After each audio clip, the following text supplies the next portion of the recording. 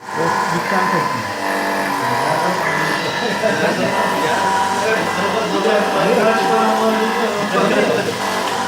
Dükkandayım dükkanda.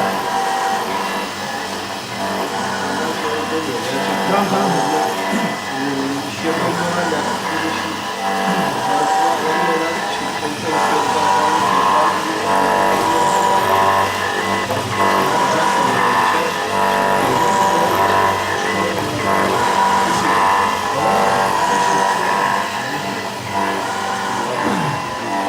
Başka müşteri var. 400 lira var. Beni tanıyorum İstanbul'da. Ha iyi, şu kenarları çok inceldi ya. Aşağı